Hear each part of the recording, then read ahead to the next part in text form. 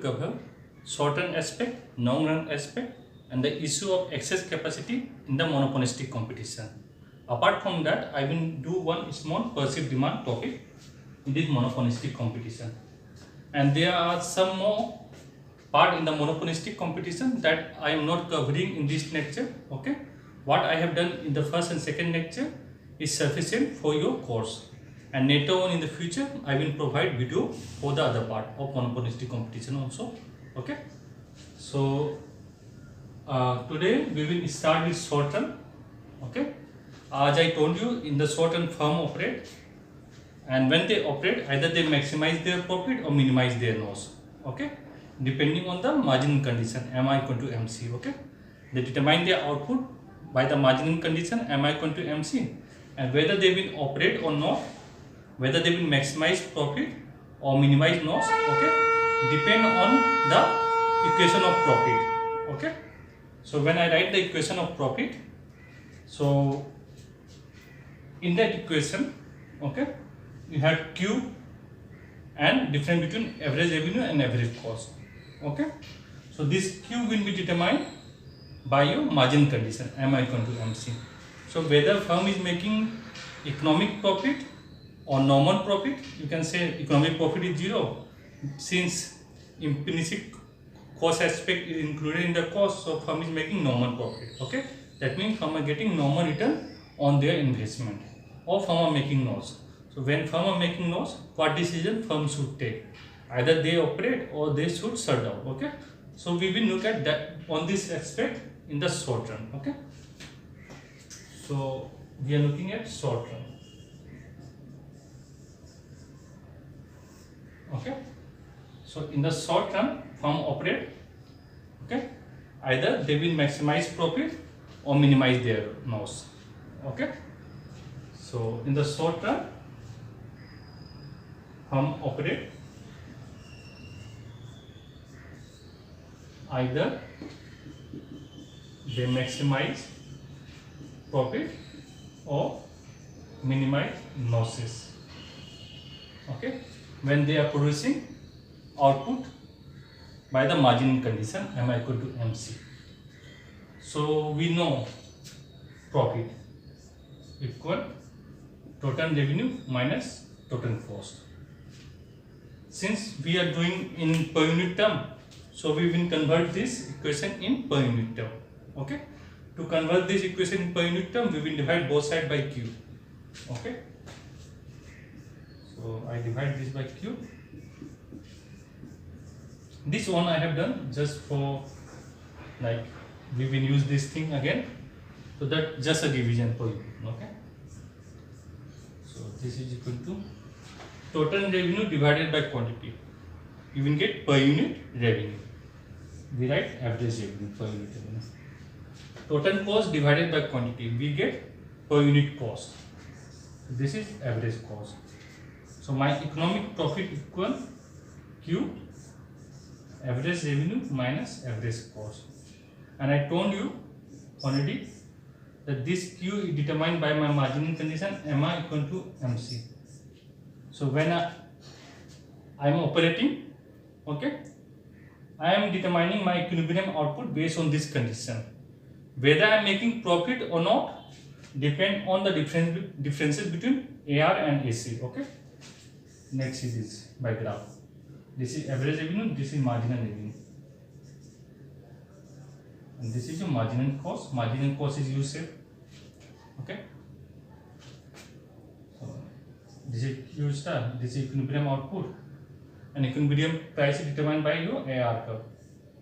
CP star. I am not using this two to determine my this Q star.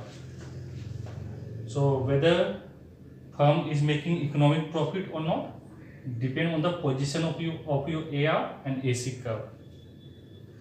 If AC is below AR, okay, average cost curve is U-shape, is below AR, you are making supernormal profit. Okay, if AR equal to AC, this point AR equal to AC, you are making normal profit. This is the equilibrium output. Take this vertical line more.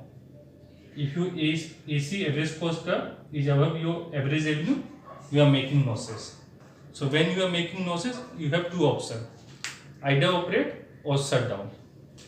So in your total cost, you have total fixed cost plus total variable cost. In the short term, fixed cost cannot be recovered. So whether you operate or not depend on your variable cost.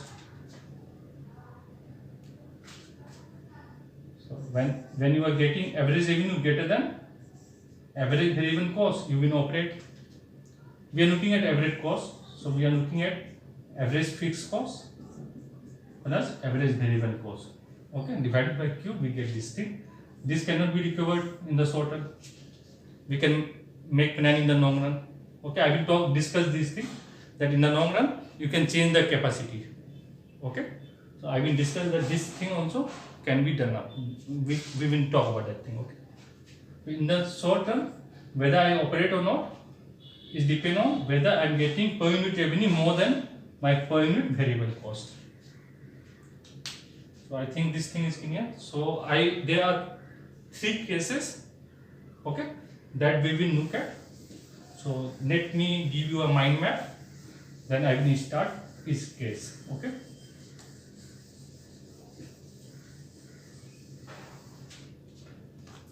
So this is what we get. Profit equal Q star AR minus AC. This is determined by my margin condition. Greater than equal to less than 0.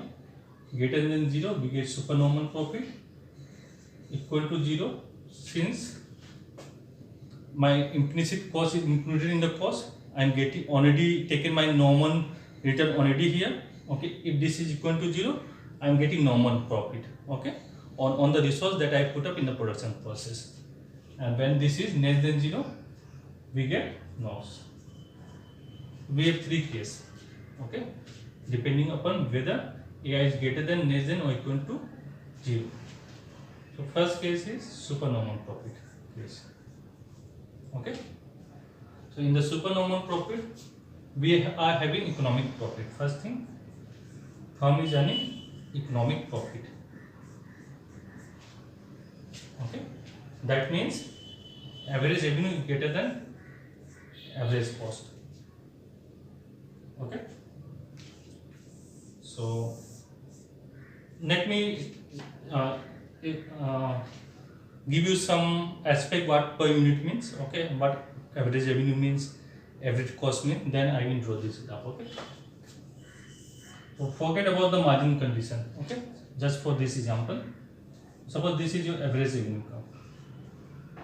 This is your marginal revenue. Okay. So if you keep price here, the demand for output is 0. Okay. Any price above this or this, there is no demand. Demand is 0. Suppose you reduce price, you are able to sell 1 unit, say 20. Okay. I know this is very simple thing. Most of you people know, but let me explain you. Then you can understand per unit aspect. Okay, that I have done also in one of the online classes. Okay. So when you want to send 2 units, because your demand curve, this is also demand curve, because your demand curve is downward sloping, so in order to attract more customer, you need to reduce the price. So you have to reduce price by 2 rupees, 18 rupees. You can send 2 units. Okay. It does not mean that first unit you send for rupees 20. Okay, and the second unit you send for rupees 18. No. What you are doing, you are sending both unit. This is very important. Okay, both unit. Okay, for rupees 9 each, 9 each, and you are getting 18 rupees. Wait.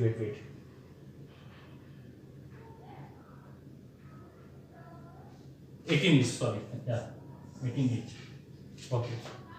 So when you decide to send 1 unit, okay, you are getting 20 rupees. And here what I am saying is that if you think that okay, I send 1 unit for 20 rupees and second unit for 18 rupees, okay, then I am getting total revenue is price into quantity, 2 unit, 1 unit, 2 unit, then it is 38. Okay. So this is wrong way of understanding this graph. Okay. So when you want to send 2 unit, you need to know the price for first unit also by 2 rupees. So when you are sending 2 unit, for each unit you are charging 18 rupees. So you are getting total revenue, price into quantity, price is 80 and you are sending 2 unit, 2, and you are getting 36 rupees. Okay. So when you want to send more, say 50 unit, you may have to make price say 10 rupees. So it does not mean that only for one extra unit you are charging this 10 rupees and before that you are charging higher price. No. For each subsequent unit before that, okay, you can say for each unit before this 50th unit, okay, you have to reduce the price. Okay. So now your total revenue is 50 into 10, 500. Okay. So this is the concept of your per unit revenue. So once you determine your output, what you have to send. Okay. So you want to send Q star OQ star output. So it is based on this OQ star output. Okay. You are getting average revenue price this much. Let me write. Okay.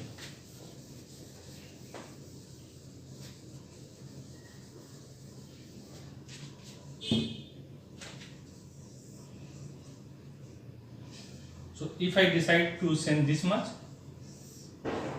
Q1, I get price say suppose P1. Okay. So once I make decision to send this much output, this much say O10, I am decide to send 10 unit, I am getting price this much. Okay. If I decide to for each unit, okay, for each unit per unit is like this. For each unit on 10 unit I am getting P1 price. For first unit I am getting price P1, say this is 5 rupees. For second unit I am getting 5 rupees, third unit up to 10 unit I am getting 5 rupees. Okay. If I want to send this much Q50, maybe I have to make price 3 rupees. Okay. So it is not that for the 49 units I will charge price accordingly. Okay.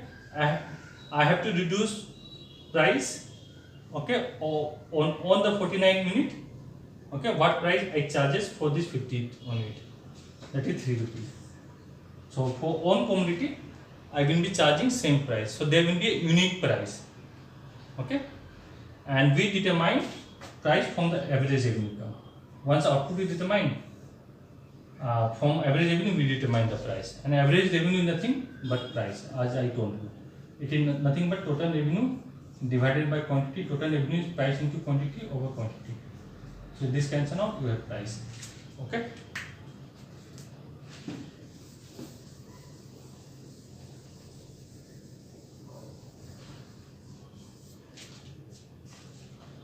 So suppose firm is making supernormal profit. So they are making economic profit. So average revenue is greater than average cost. So this is your average revenue. This is marginal revenue. Okay. So in monopolistic competition, your AR curve is flatter. Why? Because the product that you are selling have no substitute. Okay. That is why your AR curve is flatter. So when you increase the price too much, consumer will go to other firms to buy the product. Draw the marginal revenue curve, marginal cost curve, and from MI equal to MC condition you get Q star output, and from average revenue you determine price P star. Okay. Now the condition for supernormal profit is that your AR must be greater than average cost. So we have to draw your AR curve anywhere here. Okay. Anywhere here I will draw the AR curve. I will get the condition that I want. So how to draw it? First phoning portion here, then second phoning portion here. Okay. And from here, where it interact marginal cost curve, make this curve upward rising. Okay. This is your short-term average cost curve. Okay. And many of you have given from here. I don't know why. This thing, short-term average cost curve. It will be from this point you have to draw. Okay. And this is your supernormal profit, total supernormal profit. Okay. Let me give you interpretation that I have given there. So price is equal to average revenue, and this is your average cost. So this is your per unit price, the price that you charge for OQ star unit of output. Okay. If you produce less output, you can charge higher price. Okay. So when you are producing OQ star output, this is the average revenue you are getting. Okay. And this is the average cost you are having. Okay. I have given the notes. So OAC is the average cost or per unit cost when you are producing OQ star unit of output. And this OQ star unit of output is determined by the marginal condition, MI equal to MC. And so now for marginal cost must cross marginal revenue from below. Okay. This equilibrium price or per unit price I am charging when I am producing OQ star unit of output. So this represents my marginal price, not marginal, per unit price, and this represents my per unit cost. So OAR is my average revenue or per unit price, and OAC is my per unit cost when I am producing OQ star unit of output. And the difference between OAR and OAC give me average supernormal profit or per unit supernormal profit. If I am producing 100 unit, so per unit, the difference between OAR and OAC give me per unit. For each unit, they are giving me supernormal profit. For each unit, they are giving me supernormal profit. And this box is correspond to this OQ star unit of output that I am producing. So this box represents my total supernormal profit. Okay. Now coming to second case. I hope this is clear, and how I draw this short-term average cost. Many of you people are facing problem. I have done that thing, and your average revenue curve will be flatter compared to monopoly because you have close substitute. Okay, even though firm have monopoly power, because they are close substitute, they cannot charge higher price. And there is one more reasoning that when I do perceived demand, I will explain you that thing. Okay. Second thing, firm are earning normal profits. So,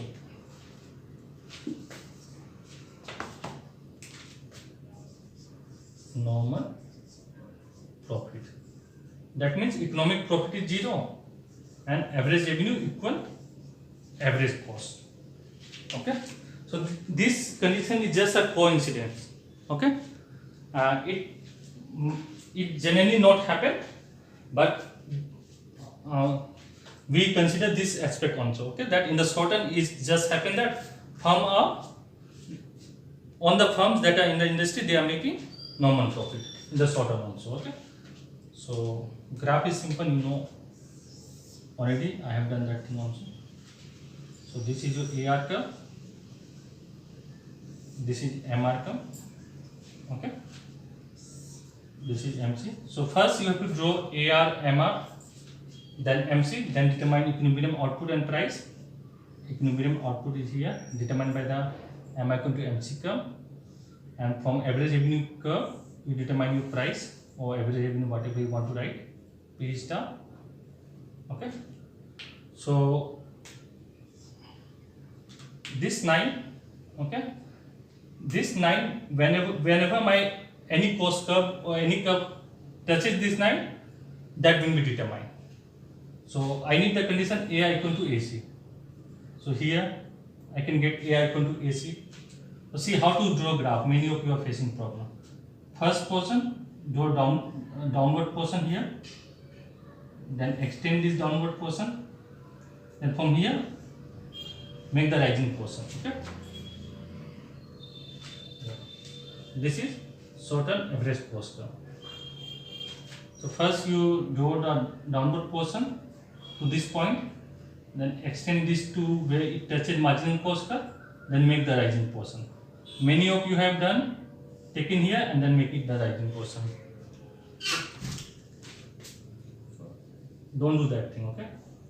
Otherwise it is a mistake. So here firms are making normal profit, okay? Here also explanation will be same. If firm is producing OQ star unit of output, then O P star represent your average revenue per unit revenue, okay? And O, you can write AC also, OP star. Since at this OQ star unit of output, when firm is making decision to produce OQ star unit of output, okay, average revenue equal average cost, OAR equal OAC, okay? So firms are making normal profit. This thing is clear. This is the one explanation that I can given. Okay, this is the only explanation that you have, okay, for this thing. Then you have a case of NOS. Okay, so when firm is making NOS, you know average cost equal average fixed cost plus average variable cost. So in the short run, firm are not able to recover their average fixed cost. Okay, so what they will do, their production decision depend on this average variable cost. Okay, so we have to look at operating profit. Operating profit nothing but difference between your average revenue minus average variable cost, and you can write Q here. This is determined by the marginal condition. Okay, so operating profit is the difference between average revenue and average variable cost. So when you will operate, see, when I am determining my equilibrium output, Q star, this is marginal revenue, this one Q star, this one, I no need cost curve. Okay, I need only cost condition and compare it with average revenue when I am talking about profit. Okay, so when I am talking about operating profit, firm will produce as per their marginal condition in the short run, because firm will operate in the short run. Either they will maximize output, maximize profit, not output, maximize profit, or they will minimize loss. Okay, so when they operate, okay, they will operate only when they are getting per unit revenue, or you can say price, more than the average cost they are giving per unit cost. Okay, per unit average cost that they are giving for the production process. So when average revenue is greater than average variable cost, firm operate. Okay, when firm will shut down, okay, so I will draw a graph for this one also, and I will draw a graph for this one also. Okay, I provided in the notes also. So these two graph is clear, explanation is clear. Okay, so shut down when average revenue equal average variable cost. This is shutdown point, and less than condition is there, so we just put one less than condition also. So firm will shut down at when average revenue equal to average variable cost. Sometimes because firm don't know whether they are earning enough or not. Okay, so sometimes you go below your sometimes your variable cost is per unit variable cost is more than your per unit revenue. Okay, so it is not that firm have exact information. Okay, now my average revenue per unit revenue from product is equal to per unit variable cost. Now exactly I need to shut down. So sometimes they don't have proper information. Okay, so in that case, this condition less than will be useful. So I will do this two case, then shorten aspect will be clear. I think this two graph is clear. Okay. So this is a mind map of your shorten aspect. Okay, that will be easy for you to remember. So make a notes like this, then it will be easy for you people to revise also. So NOS scenario, and then firm are making operating profit. NOS, that means economic profit is less than 0, and firm are making operating profit. Okay, that is average revenue is greater than average variable cost. Okay, first let me write the first condition. 1 second. First condition is average cost or certain average cost is greater than average revenue. That is why firm are making loss. Second thing, firm are making operating profit. That means average revenue is greater than average variable cost. Okay. So let me draw the graph.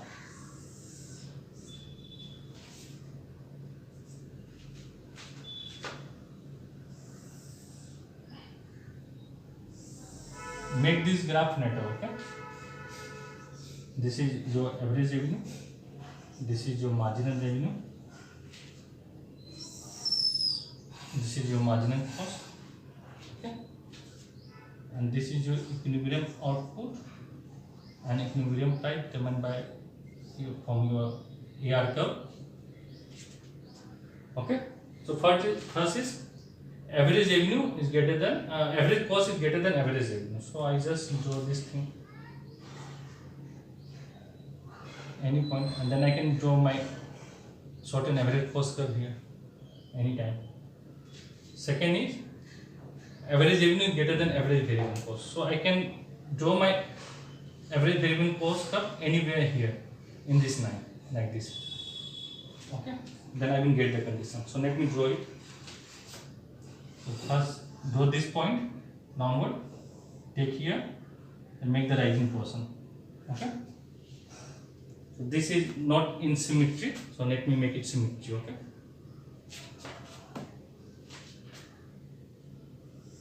Okay. This is certain average cost. So this area is your nose. This area. Okay. Now this point corresponds to my average variable cost, because average revenue is greater than average variable cost. This is my average revenue curve, and this is my point for average variable cost. So first funding portion, a minimum will always, even for average variable cost, minimum should be touching your margin cost curve. Explanation I have provided in the first video. Okay, and the distance between these two will reduce. Okay, first there will be greater distance between these two. Okay, minimum, then draw the rising portion, and the distance will converge down. Okay, this is average variable cost.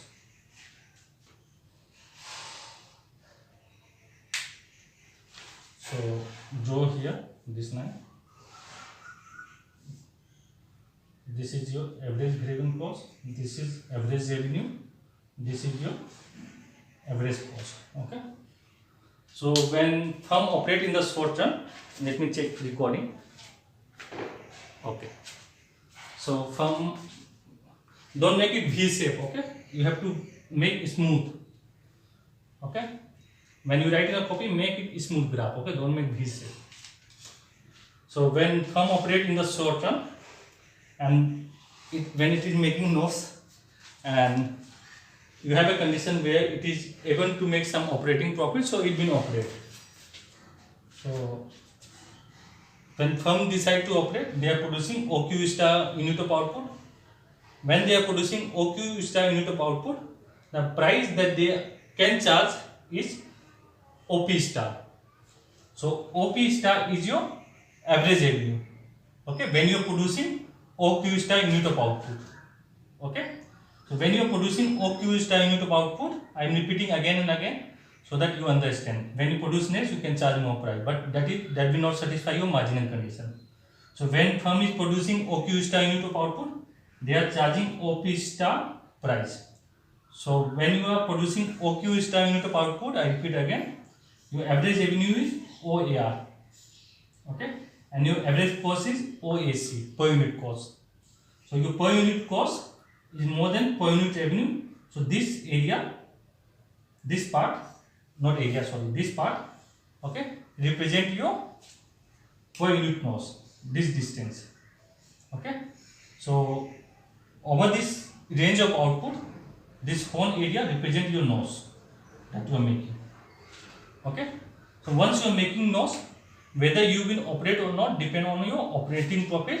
So in order to look at operating profit, since you are not able to recover your fixed cost, you will look at average variable cost. So when you are getting per unit revenue more than your average variable cost, you will operate. Okay, so when you are producing OQ star unit of output, so OAVC is your per unit revenue. Okay, so this much is your per unit, not revenue. Per unit average variable cost. Okay, sorry for that thing. So OAVC is your average variable cost and OAR is your average revenue, per unit revenue. Since per unit revenue is more than your average variable cost, you will operate, and this is your operating profit, this area. Okay, I hope this is clear. Next I will do this shutdown case. Draw the graph, then it will be easy. So nodes I have. So I am not drawing graph for this nodes. Okay, I am given the nodes. So you can draw for only having this curve, not this curve. Okay, so this is clear. Now I will do the shutdown case. Okay. In the nodes case, you no need to draw this short average variable cost. You just have to depict this first condition. That's all. Now in the second case, when you decide to shut down, so shutdown case, when you are making nodes, certain average cost is greater than average revenue, and your average revenue, per unit revenue, is less than per unit variable cost. Okay, so you will shut down. I am making graph for shutdown point where firm will shut down exactly. Okay, same graph. This is your average revenue, this is your marginal revenue, this is your marginal cost. Mi equal to MC, determine your equilibrium output. Okay, and from average revenue you know your equilibrium price. Okay, average cost is greater than average revenue. Extend this one at any point, draw it, and you will get your loss condition. Now average revenue less than equal to average variable cost. I am doing this equal to 1 condition. Okay, average revenue equal to average variable cost. Okay, and less than condition will be easier, more easier than this equal to condition. Okay,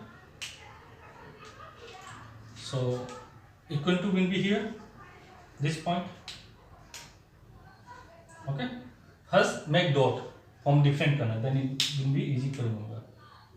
So this is your average cost, downward portion, then extend this downward portion, then where it touches marginal cost, this is the minimum, then extend this symmetrically upwardizing. Okay, this is short and average cost curve, and this area will be extend loss. Okay, now I have to show AR equal to average variable cost. I make it downward, and the minimum will be here where you have marginal cost. Distance is more. Now distance will have to be closing down. Okay, this is certain average variable cost. Okay, this is a graph where firm will shut down, and you know how to make graph, right?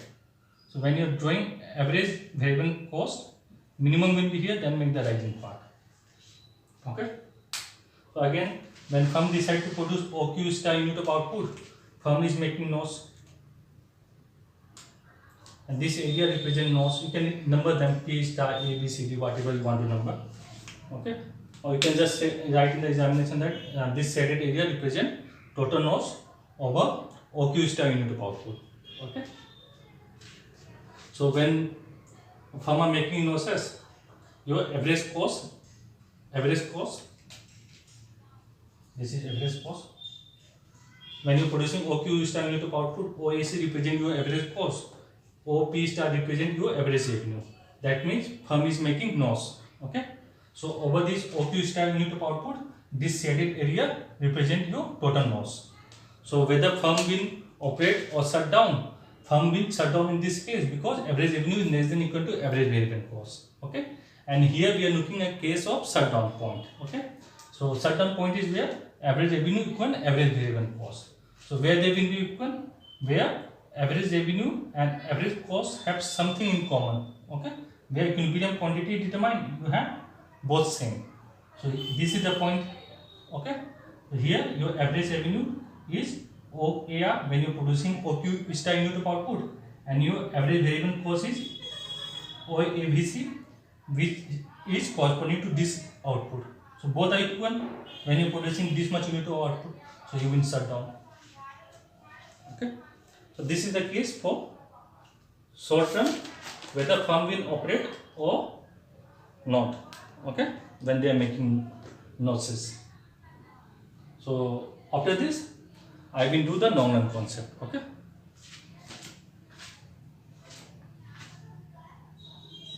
Now we are going to discuss about long term. Okay, in the monopolistic competition. So in the long run, on factor of production are variable. So we can make adjustment. Okay, on this productive resources. Okay, based on shift in demand. And the question is why the demand curve will shift. So demand curve will shift because of two reasons. If firms are making supernormal profit, the new firm will enter. New firms will enter. Okay. So when new firms will enter, the new firm will get some part of the market share.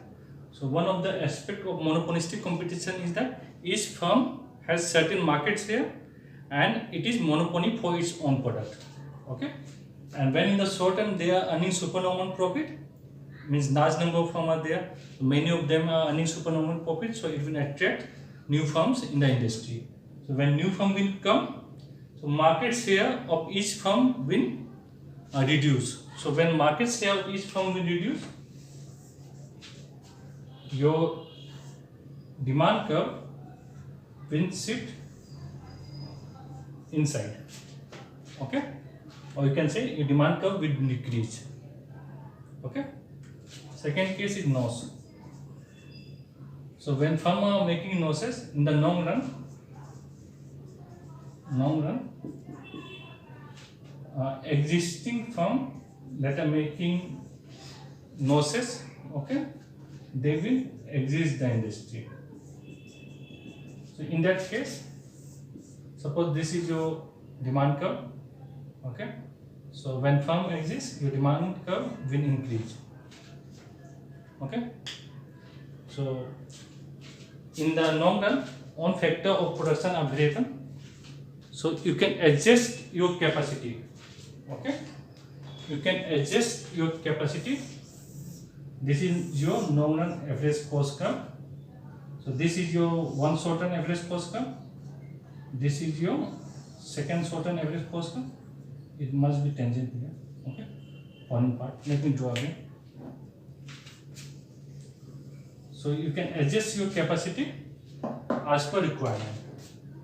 How it is possible? Because on factor of production are variable in the short term. Okay. And that here it will be the minimum, then here it will be the rising portion. Okay. This graph I have drawn. This is your plant in the short term. Okay. So depending upon shift in demand. Okay. And because your factor of production is variable, so in the long run, what will happen? There will be a shift in demand. Okay. Based on that, you will adjust your capacity. Okay. And we will achieve a stable equilibrium. Okay. when there is no entry and exit of firm, okay, and there is no adjustment in capacity. Okay, when these two conditions satisfied, we say that firm achieve stable nominal equilibrium. Okay, so this is what is the basis that firm are able to earn nominal profit in monopolistic competition. Okay, the reason is that there is a, let me put the reason first. The first important reason is that entry to barrier is very low. Entry to barrier is very low. Okay, so when firm is making supernormal profit, it is easy for new firm to enter, and they will take a part of your market share. Okay, so there will be a decrease in your demand also. Okay, so when firms are making losses, they can send on the thing that they have, like in the long run on factor of production, they can make out whatever losses they are making out.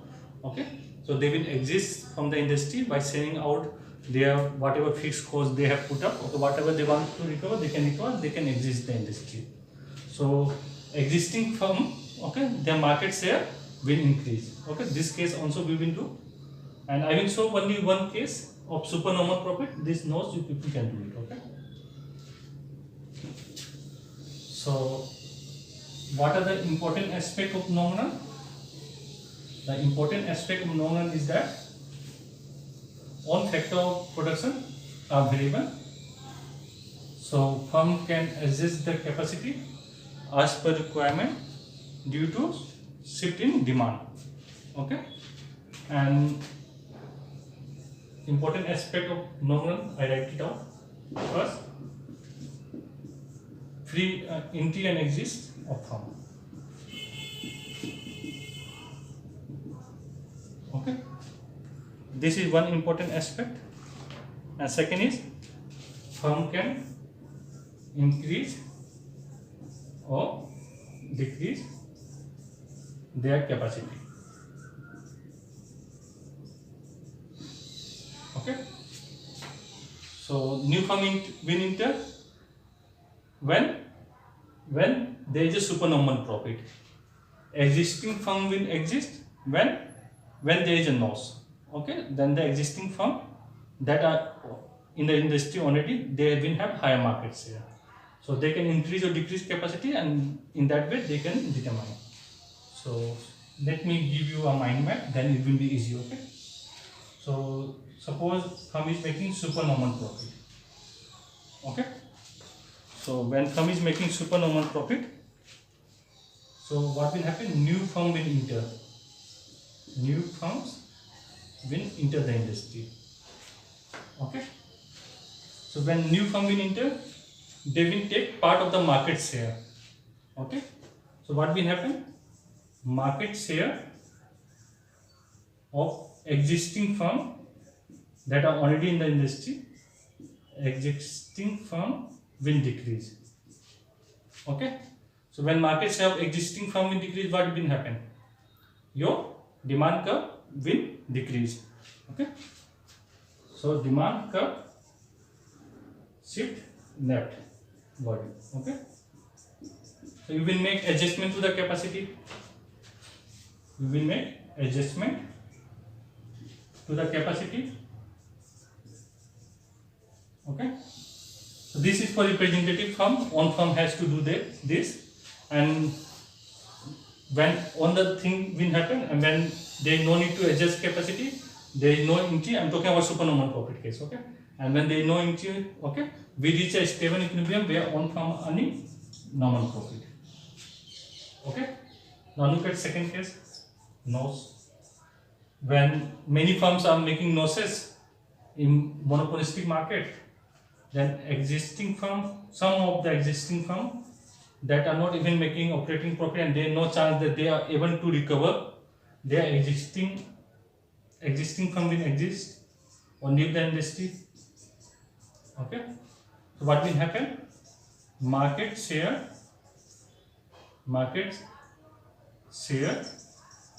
of existing firm increases.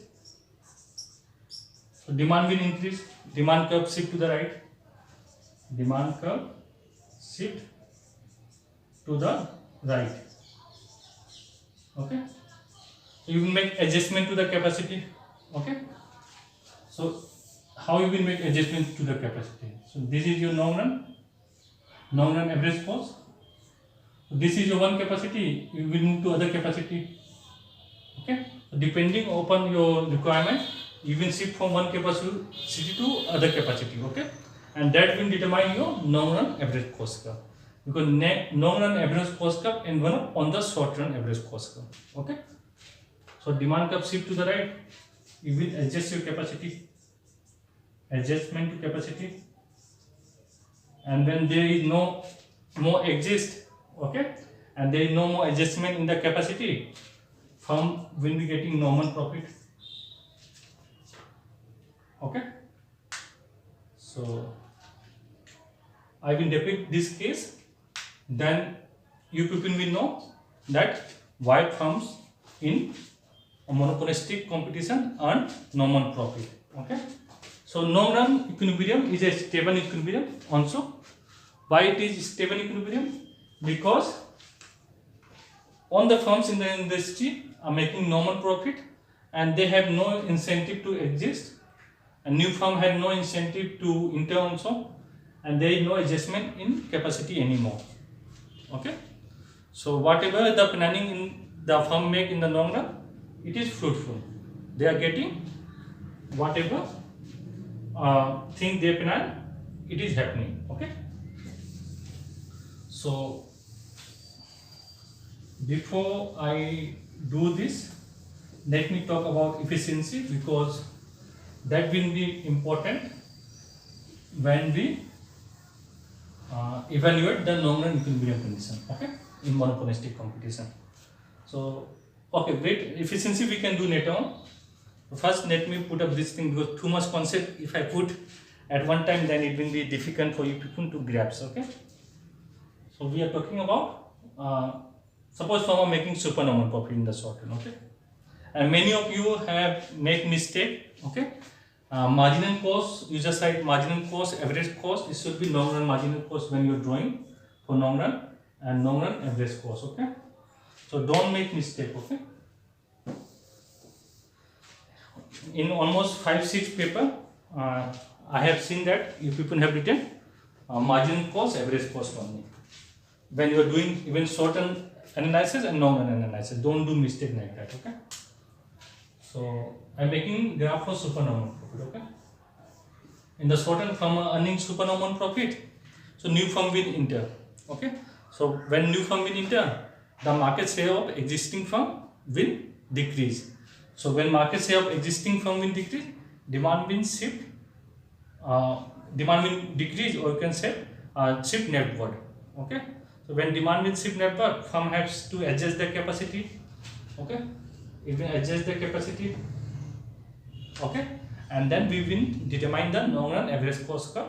Okay, and when the adjustment already happened, as per shift in demand, firm will be earning normal profit. When that condition is reached, we say that firm achieve its long run equilibrium. Okay, from a position of supernormal profit. So in copy already is very difficult to draw. Let me try here. Okay, I don't know I will be successful or not. You have to take this from here, because in the notes, if I put two cost curve, two things, then people will not get it. Okay, so I don't provide in the notes this graph. So this is your average revenue, this is your marginal revenue. Okay, it not going straight, just bending, just draw properly. Okay, this is your marginal cost curve. Don't bend it. In one student, bend this thing. Okay, don't bend this thing. And this is your equilibrium output, equilibrium price. Okay, so firms are making supernormal profit. So this is your average revenue curve. Just draw any cost curve, will go like this. Okay, I'm not drawing now, I will draw it later on. Okay, so I did not need space, so let me write on top, then it will be easier. Okay, let me see top is visible or not. Okay, top is visible. So firm are making supernormal profit. Okay, so new firm will enter.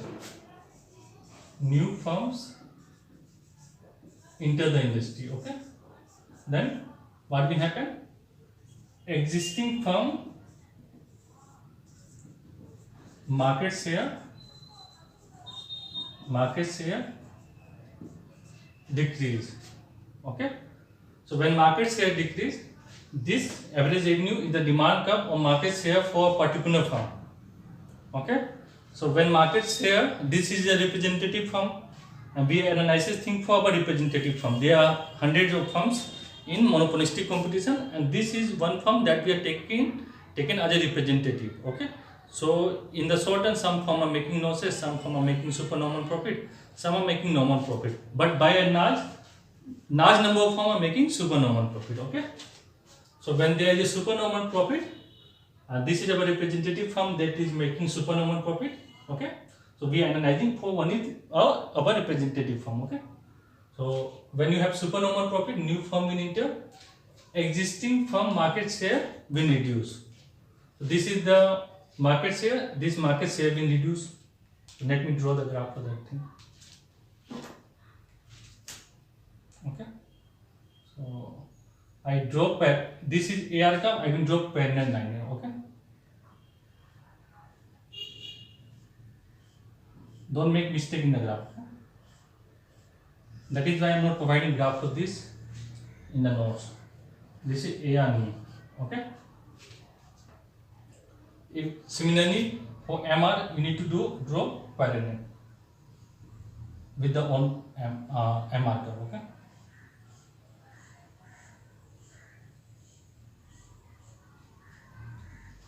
MR knee. Okay, I did not draw this curve. Okay, because it will make the graph more complex. So to keep things easy, I just put a point so that you remember that your average cost curve before new firm enter is this one. Then you are making this whole box as your supernormal profit. Okay, now what is the equilibrium condition? M equal to MC. This is your MC curve. Okay, so see, I did not write here anything long run, short run. Okay, so there will be a change in this MC curve also. Okay, I am not taking that thing also because I have shown you how to drive the long run margin cost curve. Okay, there are many aspects. There will be a change in MC curve also. I am not taking that curve, that aspect here. Okay, so I am not writing anything now. I will write it when I finish the graph. Okay, so this is your MR curve and this is your MC curve. M equal to MC. Determine your new equilibrium output. Okay, when new firm enters already. So just draw the 9 step. This is your curve. This is the price. Okay, P just write it. Okay, now this is your on average cost curve. Okay, so you know that firm will keep entering, your market demand will keep shifting. Okay, so you got the information that this is the share that you will command in the market. Okay, so you will make adjustment in your cost. Before your cost was here. Okay, so you will make adjustment in your cost and you will, okay, be here. So this position, then downward position, then this one. This is your long run average cost. This is your long run marginal cost. Okay, so see, I just make it dark. This is your average revenue curve. You don't need to draw this graph, you need to provide the explanation. Okay, So remember the explanation. I am drawing this graph. Okay. This is your MR curve. Okay. Even there will be a change in MC curve. Okay. It will be same U shape. Okay. I have derived in the first lecture. So in the long run, firm will be making only normal profit. Okay. So when you have supernormal profit, new firm will enter. The existing firm market share will reduce. So when existing firm market share will reduce, demand curve will shift left. Okay. So firm has to make adjustment in capacity. See, when I draw, here is minimum, then is rising. I repeat it again and again. Don't make mistake in the examination. So you make adjustment in capacity. Okay. This will continue. Okay. As long as firm is not making normal profit. Okay. And this equilibrium is stable equilibrium. So in the long run, you have entry and exit of firm. Second thing, you have adjustment in capacity. Okay, due to shift in demand, you have entry and exit. Because of that, there will be an shift, rightward shift or leftward shift in demand. Okay, and you have adjustment in capacity also, because one factor of production are variable in the long run.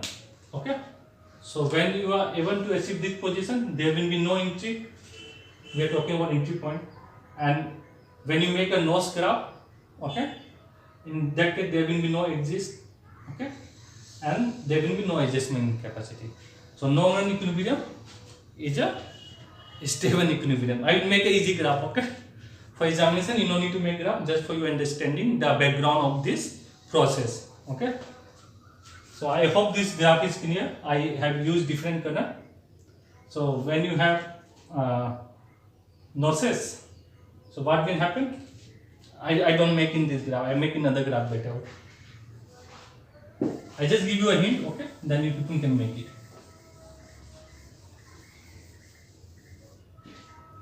So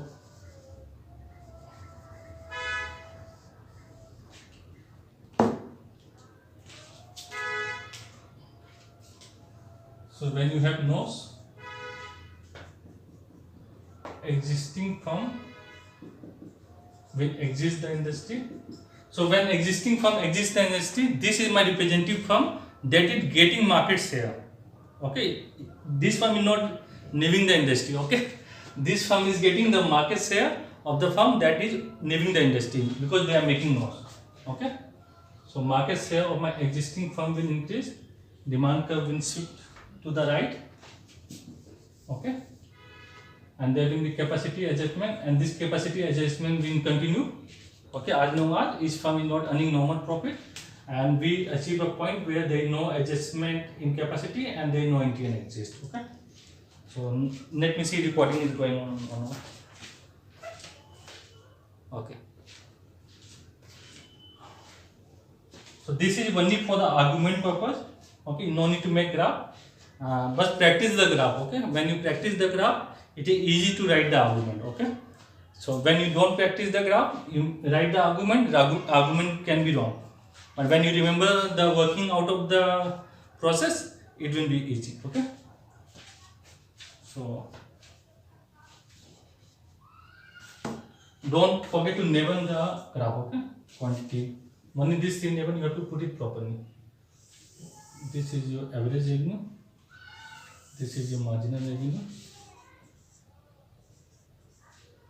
It will go a little bit. Okay, I need to make it down, but it's okay. You people will get it. This is marginal cost. I am not labeling right now. Okay, so this is your equilibrium output.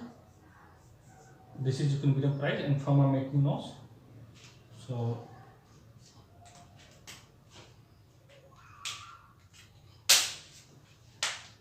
I am drawing only for those firm who are leaving the industry.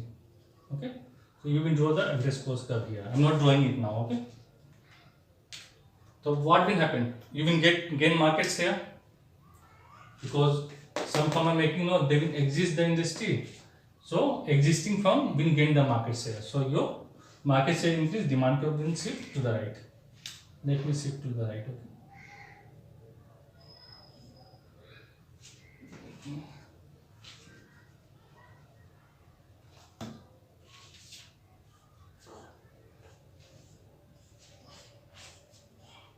Okay. This is AR new. Then and this is your MR curve. You need to draw parallel to your MR curve. Okay. Just look at this line and draw it. MR. Okay. So MI equal to MC. So you gain certain market share you are producing here. Okay. And this is the price you are going to charge. Price. Okay. So before your cost curve is here. Cost curve is here. Okay. You will say, sir, why you don't draw here, then that same cost curve will be used. You can do that thing also. Okay. But I just want to show you that there is a adjustment in capacity. There is a adjustment in capacity. Okay. So let me draw the cost curve where on the adjustment has taken place and firm is earning normal profit. Okay. So let me use black one to draw the funny part and funny part and the rising part. This is nominal average cost. This is nominal marginal cost. Okay. So here also in the nominal firm I earning normal profit and this is a stable equilibrium. Okay. And in the next session I will look at the efficiency aspect of this long run equilibrium. Okay. Because long run is a stable equilibrium, so we will look at efficiency part, whether we are able to achieve efficiency or not in this long run equilibrium. Okay.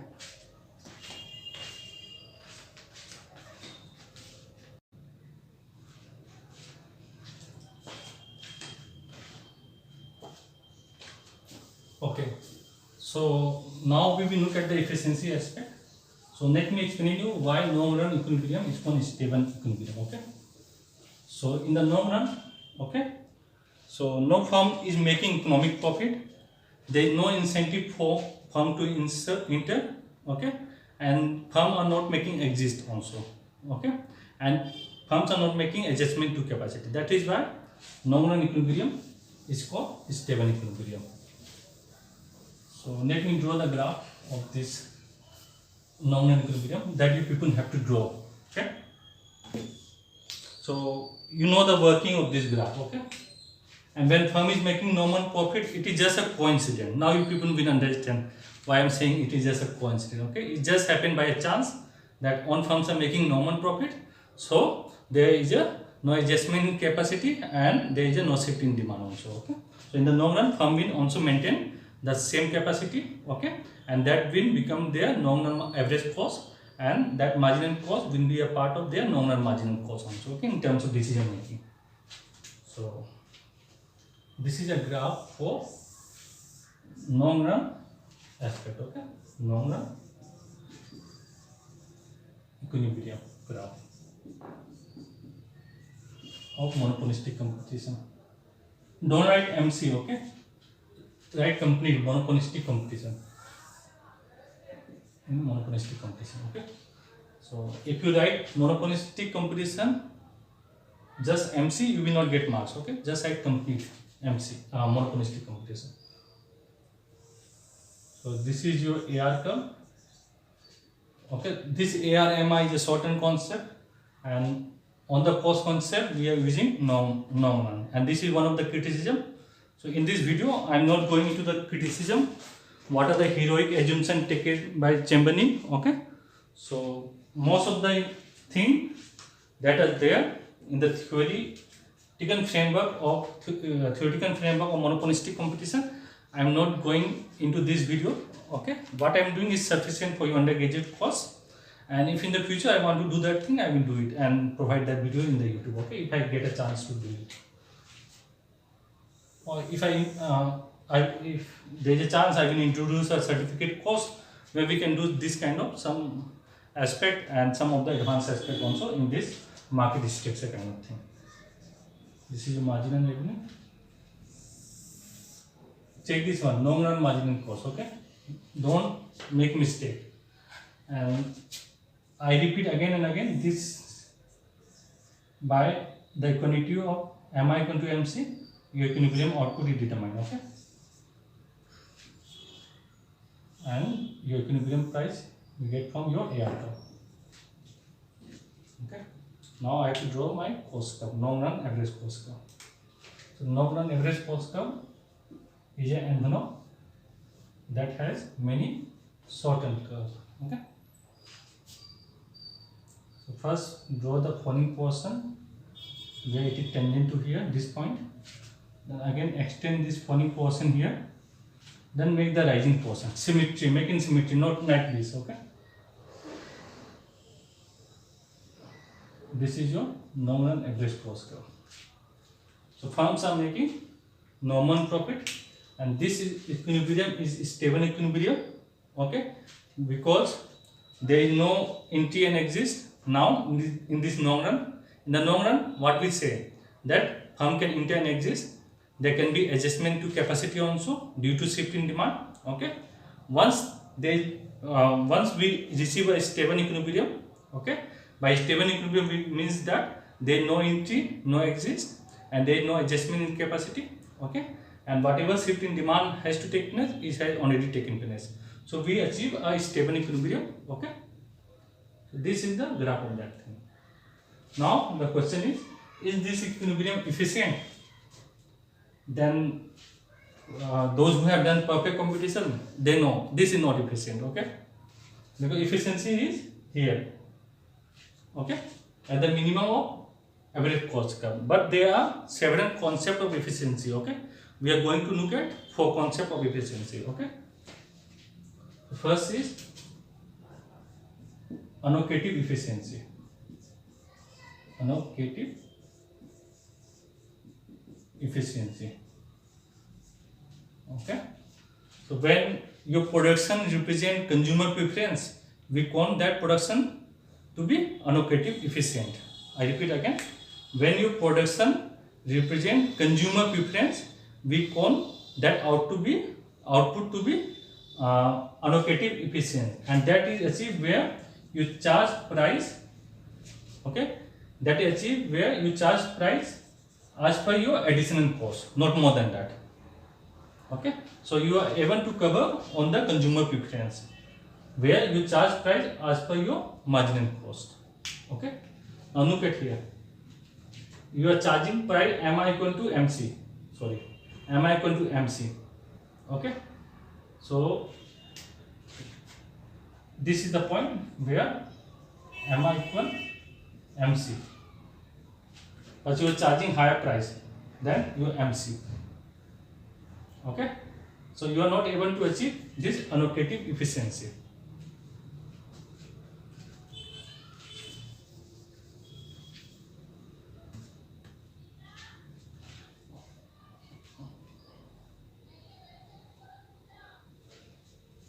I will explain this part more. Okay, later on. So second part is productive efficiency.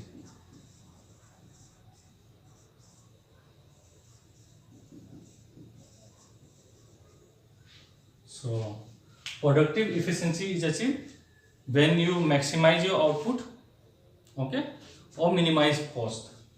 So here what, you are not minimizing cost. Okay, you are maximizing output as per your marginal condition. Okay, but that output is not going to minimize your cost. So you will achieve productive efficiency when you are producing at minimum of long run average cost curve, or where your cost is minimum. Okay, so you are not doing that thing. So where is minimum? Here.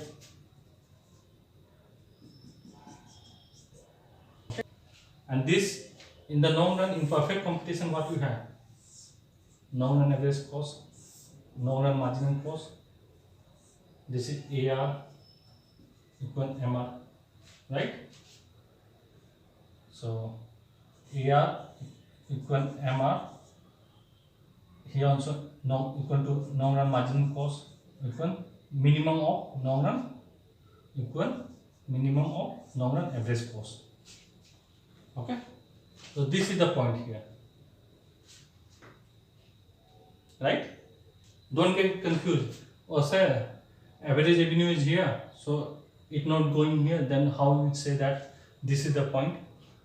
Okay, so we are looking at, I will show you why that is the case. Okay, because price charge in perfect competition, I have done one example. In suppose X is a commodity, okay, and I have given you example that suppose this commodity is car. In your country you are monopoly, you are charging monopoly price. Okay, so now consider first hypothetical situation that in one market, okay, you are perfectly competitive. So every country is producing identical product. In their country they are monopoly, but when they are selling in the one market, they are doing they are in a market structure where there is a perfect competition. That means everyone is selling identical product. Okay, so they have to charge a lower price. But in case, and second hypothetical case I have told you, suppose consider the first case same, that each country is producing a car and in their country they are monopoly. Okay, but in the world market they can differentiate their product. Like USA say that they are more advanced, their car is more better, so they can differentiate their product. Okay, so they can charge a price higher than what they can charge in a perfect competitive market, but they can charge price lower than monopoly. Okay, so this is the output in competition, and you can draw the price line here.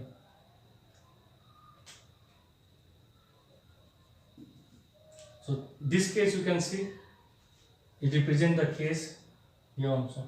This is price in the competition. Okay, this is price in the competition.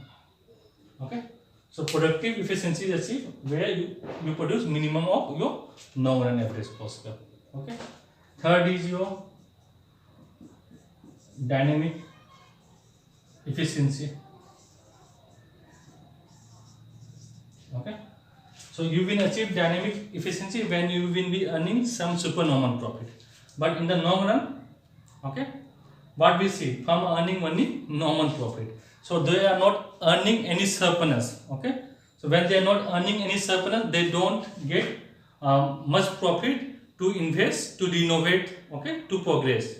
Okay, so we are not getting any dynamic efficiency. Okay, fourth thing is economic efficiency.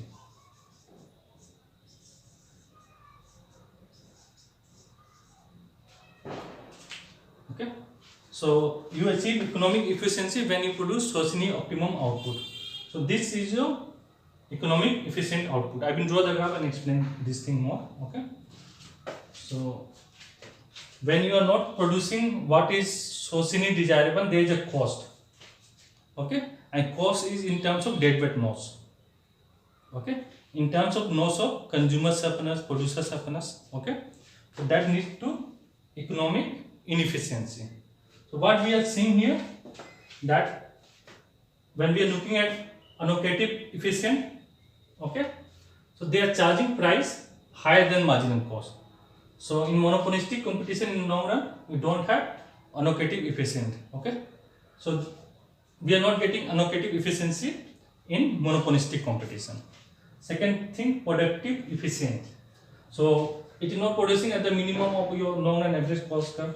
So this kind of competition is not also productive efficient.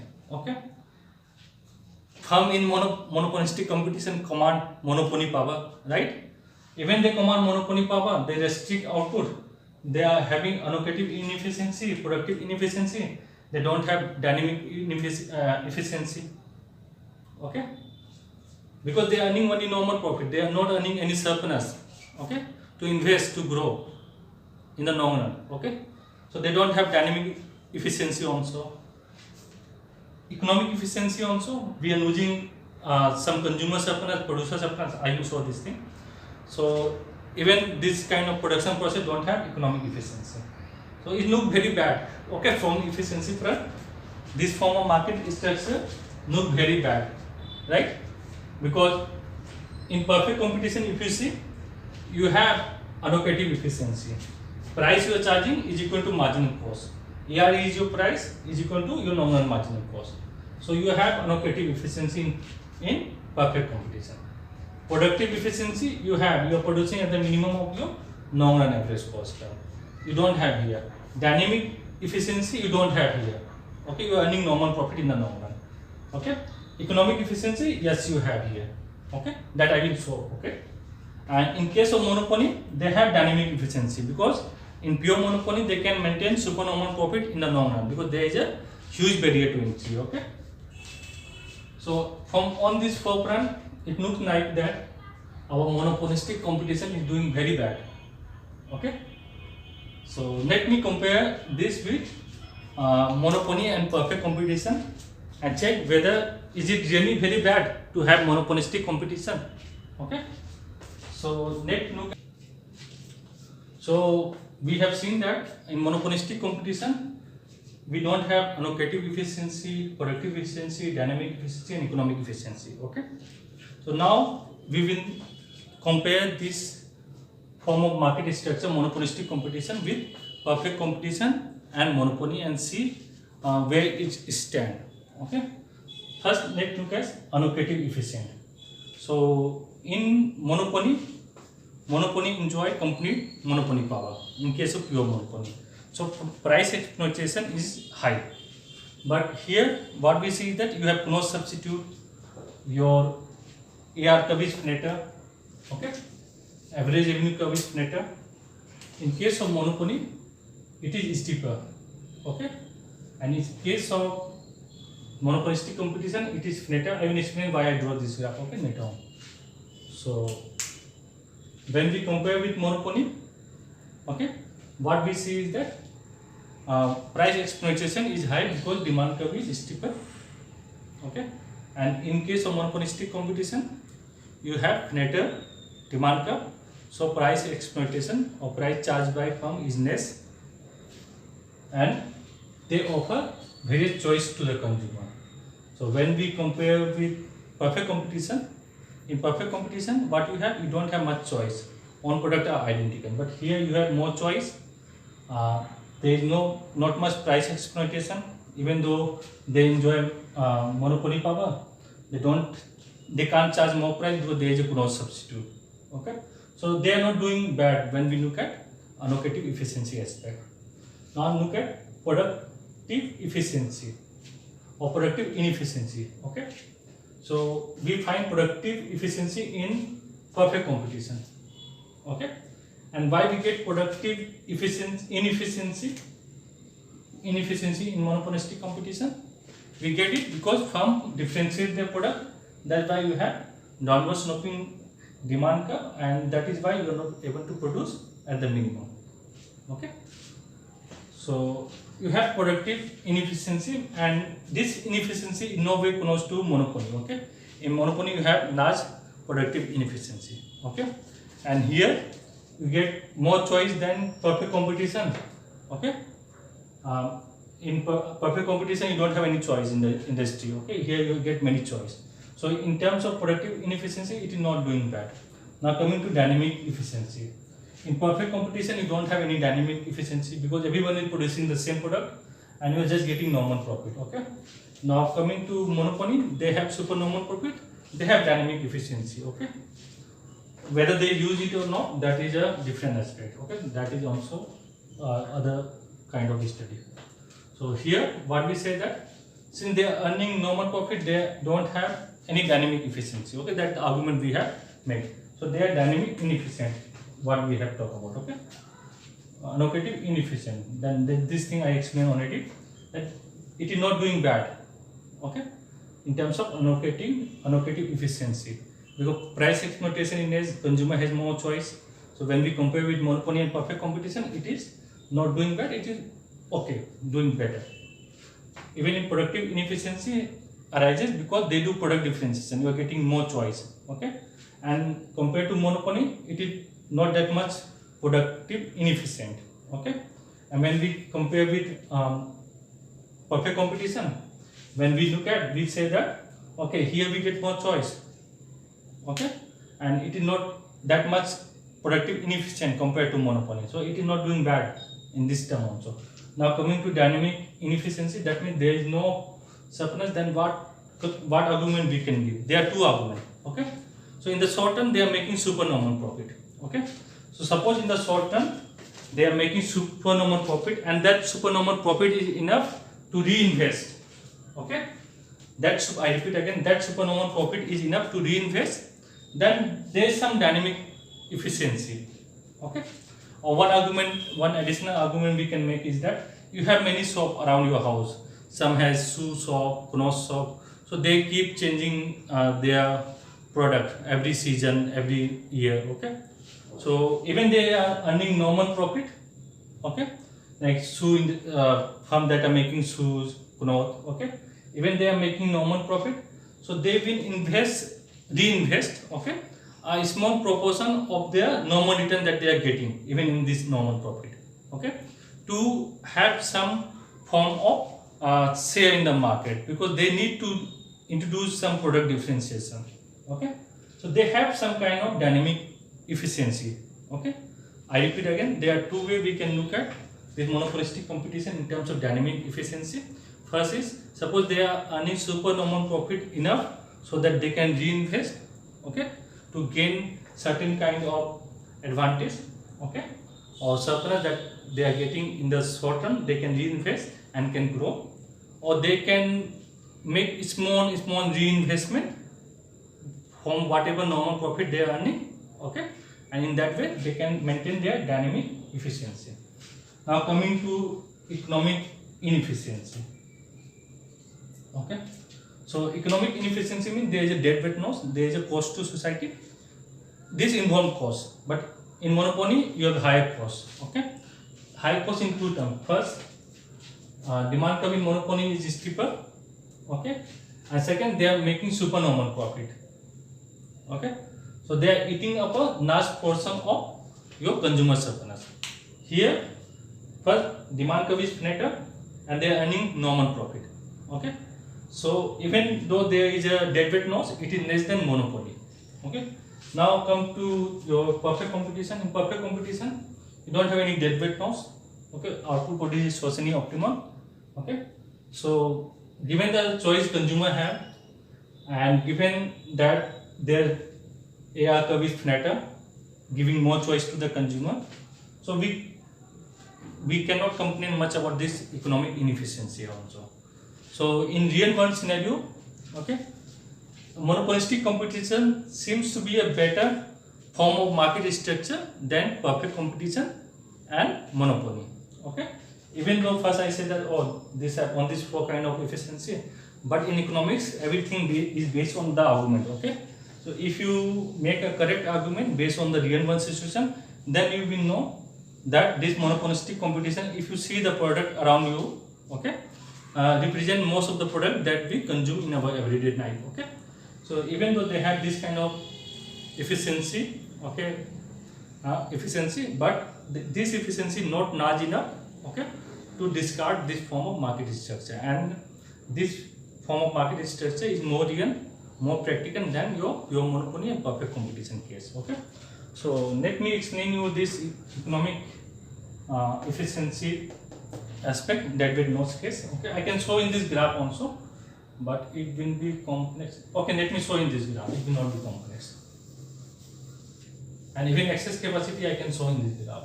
So no need to worry. Your excess capacity is associated with non-equal. So this is quantity, this is price in the kilogram.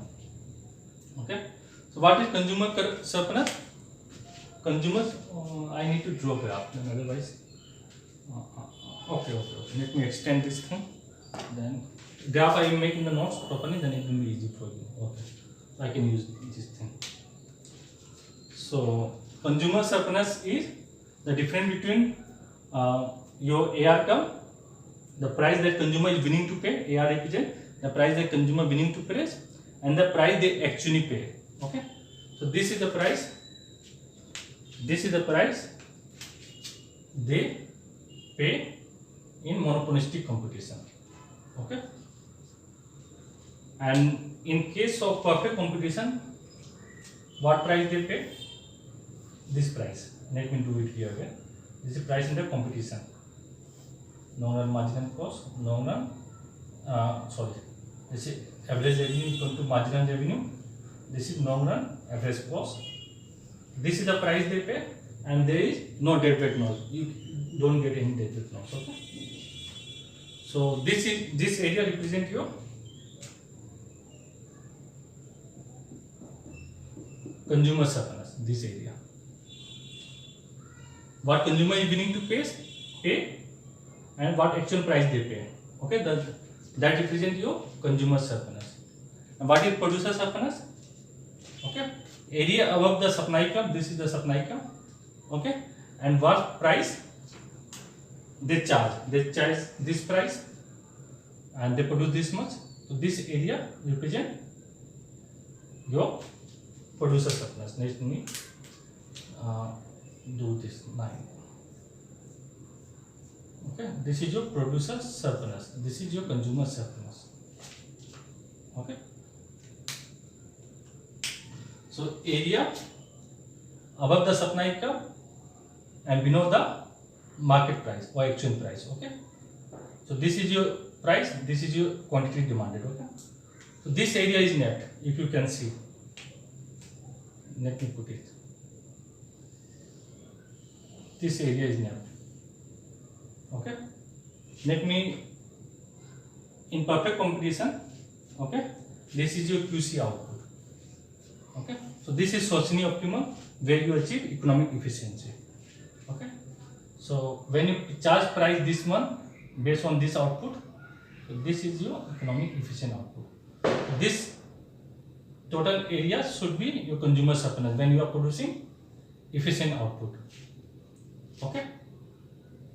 But you are producing less output. So part of this surplus is going to the producer. This much surplus is going to the producer. But part of it is a deadweight loss, this area. Okay. Because you are producing less than Socini optimum output. Now coming to this producer. This is Socini optimum output. Okay. So I repeat again. Okay. So what is producer surplus? Area above the supply curve and the price that charge. In perfect competition, this is the price. This area is the producer surplus in perfect competition. But since it is restricting output to this much, so they are losing. This is the loss to producer surplus. This both represent my deadweight loss. Deadweight loss. Okay, I will do it again, then it will be clear.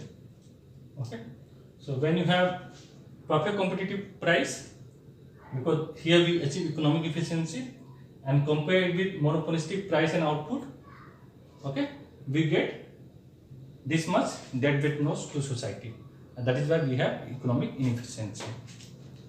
So when we have economic inefficiency, okay, what we say that there is a loss to consumer and producer surplus, and in case of monopolistic competition, it is less compared to monopoly. Okay. So let me draw this graph again, then it will be more clear. And when I draw the graph, I will not draw the average cost curve. Okay. Then it will be easier for you to do. Because equilibrium output can be determined without drawing your average cost curve. So when you are showing surplus, you have to make both axes touch. Okay. This is consumer willingness to pay. This is MR curve. This is your marginal cost curve. Okay. This is your AR curve. This is MR curve. In perfect competition, now forget that minimum one thing. Okay. Perfect competition, AR equal MR equal MC. Right. So this is AR. Okay. So in perfect competition, what will be my price and output? AR equal MR, MC This is QC, right? So don't think that this is same thing I am representing here. Okay. So MI equal to MC is here. AR equal to MC. AR equal to MC. Okay. So this will represent my perfect competition price. This one. Okay. You can extend this one. AR equal to MR equal to MC. MC. Okay. This case.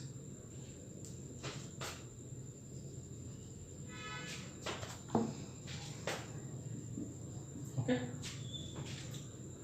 So this is my consumer willingness to pay, and this is the price in perfect competition. What is consumer surplus? Area below the demand curve and above the price, exchange price. Suppose exchange price is this competitive price. This whole area represent my consumer surplus. This whole area. Okay. What is my producer surplus?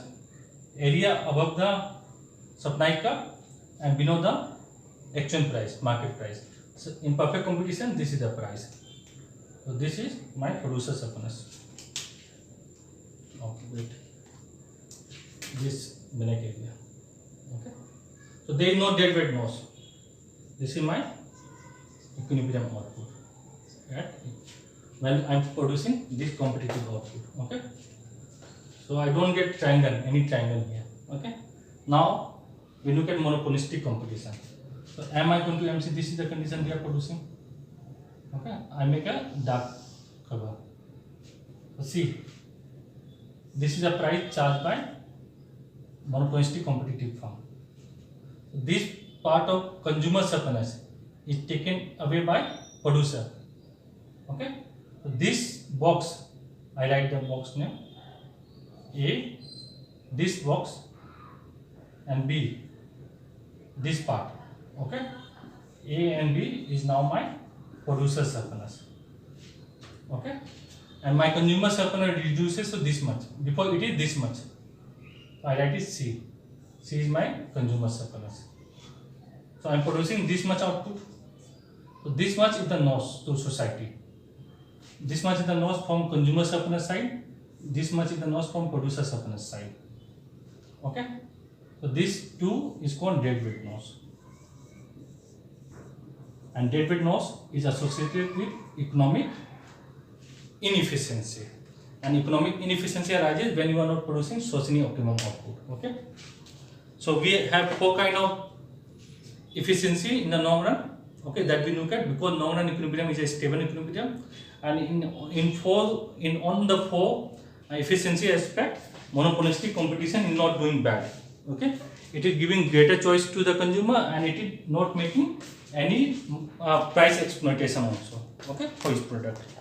So next we will discuss about excess capacity and a small concept of perceived demand. Okay. Okay, before that, let me tell you one more thing before we move to that thing. We are doing long run concept only. Okay. So let me draw the graph. Okay. So this is your monopoly case. So in India, Maruti is monopoly to produce the car. In USA, some company X is producing car, that is monopoly in their country.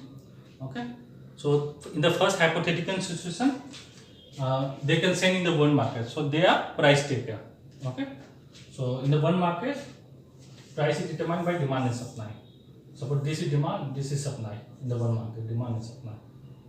So this is the price that is determined in the market. Okay. So this is monopoly AR curve. This is MR curve. Okay. So this is MC.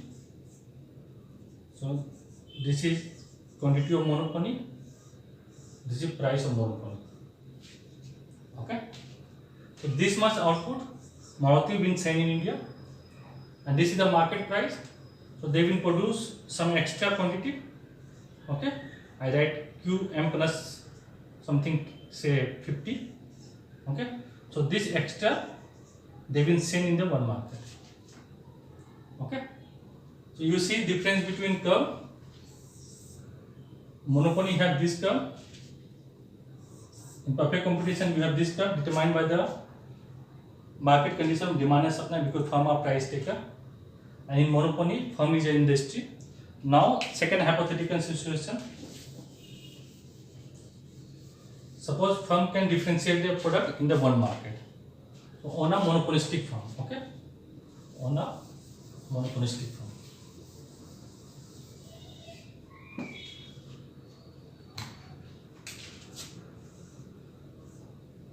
In home market, let me draw graph again. Okay?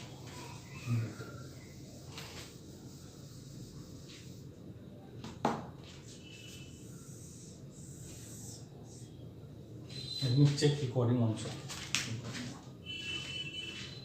Okay.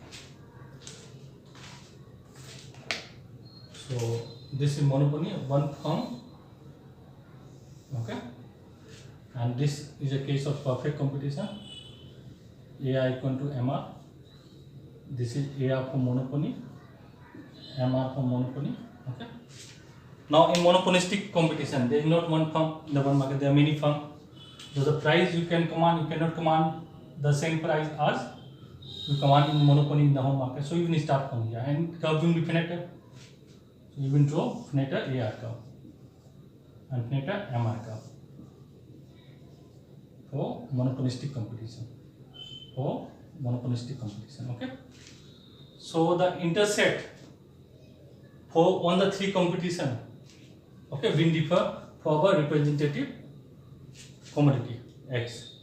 Okay, so two hypothetical situation I have given to show that the intercept, okay, or the charging price of these three form of market structure will differ. Okay, so here they will exercise monopoly power completely in case of pure monopoly. In perfect competition, they are price taker, they don't have any monopoly power. Here there is a no substitute, they will have next price exploitation, because the monopoly with the power they have, they can only exercise to a certain extent, not much. So now we are moving to concept of excess capacity. So excess capacity is a long-term concept, okay? And graph I have drawn already, but let me draw one more time.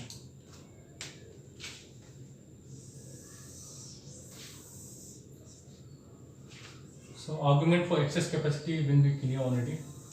This is your average revenue. This is your marginal revenue. This is your nominal marginal cost. Okay. And you have to draw graph like this. Again, see, graph is not correct. You need to rub and do it properly. Okay.